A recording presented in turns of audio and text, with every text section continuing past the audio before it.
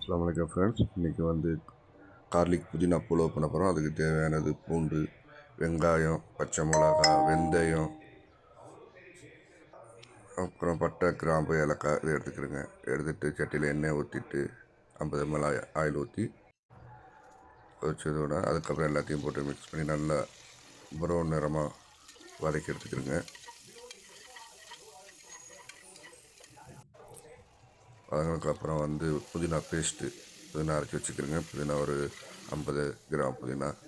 அதுக்கப்புறம் coconut milk, அது ஒரு 250 ml கோகோனட் மில்க்கு ஊற்றிக்கிறேங்க. பிறகு தண்ணி, இப்போ 1 கிளாஸ் அரிசிக்கு 1.5 கிளாஸ் தண்ணி அளவு ஊற்றிக்கிறேங்க. 2 கிளாஸ் அரிசிக்கு 3 கிளாஸ் தண்ணி, தேவையான அளவு உப்பு.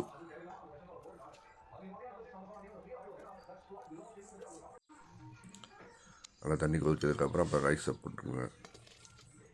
ரைஸை போட்டு கொஞ்சம் தண்ணி நல்லா வற்றுற அளவுக்கு கொதிக்க வைக்கணும். அந்த மாதிரி வற்றினதுக்கப்புறம் தம் போட்டுருங்க.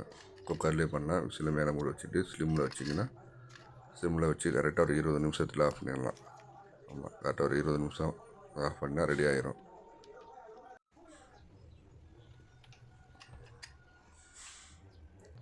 அதுக்கப்புறம் திறந்து பார்த்திங்கன்னா புலாவ் ரெடி ஆயிடுச்சு. இது சாப்பிட்றதுக்கு நல்லாயிருக்கும், டேஸ்ட்டாகவும் இருக்கும். புதினா கார்லிக் இருக்கிறனால அவ்வளோ டேஸ்ட்டாக இருக்கும். டேஸ்ட் கொஞ்சம் செம்மையாக இருக்கும். இப்போ அதுக்கு தேவையான சம்பல் ஒன்று செஞ்சுருக்கு. அது நெத்திலி கருவாட்டில் போட்ட சம்பல், கடலையில் போட்டது. அதோட ரெசிபி வீடியோ அடுத்த வீடியோ நான் போடுறேன். இதுக்கு மேட்சாவில் ஐட்டம் அடுத்த வீடியோ அதில் வரும். அந்த ரெசிபி சாப்பிட்டு பார்த்து நான் என்ஜாய் பண்ணுங்கள். செம்மையாக இருக்கும், சூப்பராக இருக்கும். நோன்பு நேரத்தில் ரொம்ப ரொம்ப ரொம்ப சூப்பராக இருக்கும். நன்றி, வணக்கம், அஸ்ஸலாமு அலைக்கும்.